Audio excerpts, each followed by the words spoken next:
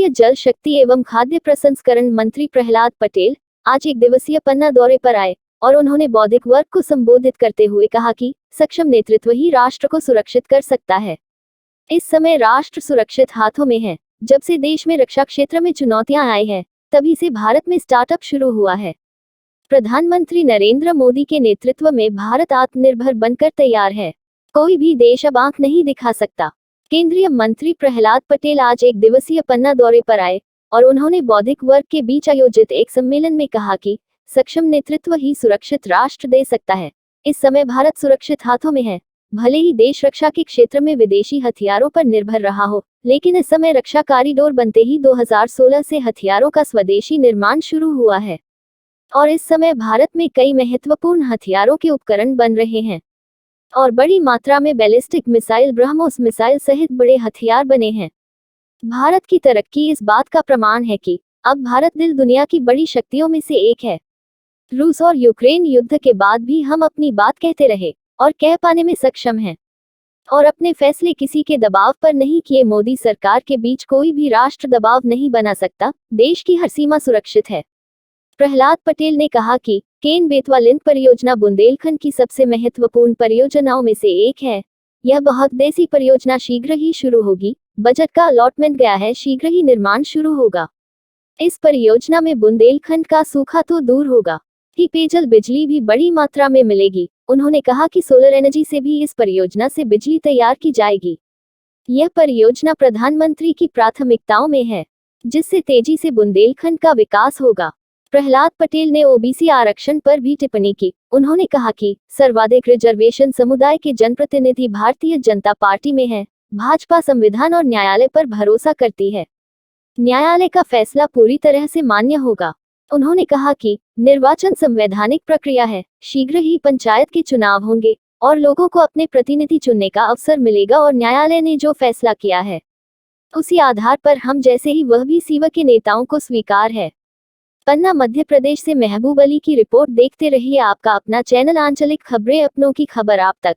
आंतरिक और बाह्य सुरक्षा के प्रति भारत सरकार का और विशेषकर प्रधानमंत्री जी का जो दूरदर्शी सोच और नेतृत्व था, उसने क्या परिवर्तन किए हैं, अब देश को समझने की ज़रूरत है। एक समय हम गोपनीयता के नाम पर चीज़ों को रोक कर रखते थे। वो गोपनीयता नहीं थी, वो कमजोरी थी। तकनीक हमारे पास थी, सामर्थ्य हमारे पास था, किन्हीं दबावों के कारण हम उसको दुनिया को नहीं दे सके। उससे हमने आर्थिक नुकसान भी उठाया और स्वावलंबन के रास्ते पर हम कमज़ोर भी रहे हैं। ये सिर्फ बताने की कोशिश है, किसी को नीचा दिखाने की इच्छा नहीं, लेकिन हमको अपने नेतृत्व पर गर्व है कि उसने रक्षा क्षेत्र में सिर्फ आत्मनिर्भर नहीं बनाया, बल्कि आयातित भारत को निर्यातक भारत बना दिया और ये देश की ज़रूरत है। हम सैल्यूट करते हैं अपने सेना को, अपने उन अनुसंधान करने वाले वैज्ञानिकों का और ख़ासकर उन नौजवानों का जिन्होंने इस पीढ़ी में, इसी दौर में 3-4 वर्षों के भीतर अपने स्टार्टअप की दम पर दुनिया में दूसरी बड़ी ताकत बनने का काम किया है। एक बात जो मैं वहाँ नहीं कहा मैंने कि वास्तव में जो हमारी नौसेना है उसका जो स्टार्टअप 30 हमने पेटेंट अभी तक कर लिए हैं पंजीबद्ध। ये हमारी ताकत बताती है कि हमारे पास में मेगा है, जानकारियाँ थी। और ये बड़ी चीज़ है कि 3 साल के बाद हम लगभग आयात अगर रोक पाएंगे तो जो विदेशी मुद्रा बचाएंगे वो तो ठीक है, लेकिन जो निर्यात करेंगे वो सिर्फ पैसे के रूप में नहीं होगा, बल्कि प्रशांत क्षेत्र में स्थायी शांति का मार्ग प्रशस्त करेगा। हम शांति के समर्थक थे, शांति के समर्थक हैं और शांति के समर्थक रहेंगे। हमारी सामर्थ्य ने पूर्वजों से लेकर अब तक का हमारा इतिहास रहा है कि हमने ताकत का दुरुपयोग नहीं किया, शांति के लिए उपयोग किया है।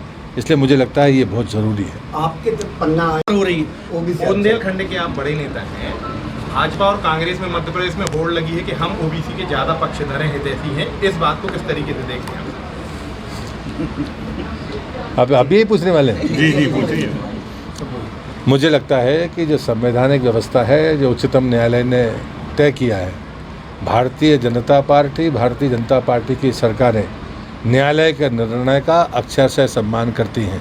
पंचायत चुनाव को हुए अरसा बीच में हो गया है और इसलिए मुझे लगता है कि जो अपेक्षा उच्चतम न्यायालय ने की है, हम उसे पूरा करेंगे। वर्गों के विवाद में घसीटने की ज़रूरत नहीं है। लोकतांत्रिक प्रक्रिया पूरी हो, उसके बाद में हम बाकी चीज़ों की तरफ आगे बढ़े तो बेहतर होगा। 2023 में भी 27% आरक्षण देगी भाजपा विधायकों को। मुझे लगता है कि पार्टी के स्तर पर तो हम उससे ज़्यादा देते हैं। नदी चुनाव पे और पंचायत चुनाव में कितना असर पड़ेगा इसका आरक्षण का? नहीं, मुझे नहीं लगता। भारतीय जनता पार्टी विकास के नाम पर और विचार के नाम पर वोट मांगती है, जाति के नाम पर नहीं मांगती है। लेकिन हमें इस बात का गर्व है कि जितने पिछड़े जनप्रतिनिधि, जितने SC और ST प्रतिनिधि देश के भीतर है, वो सबसे ज़्यादा भारतीय जनता पार्टी के हैं।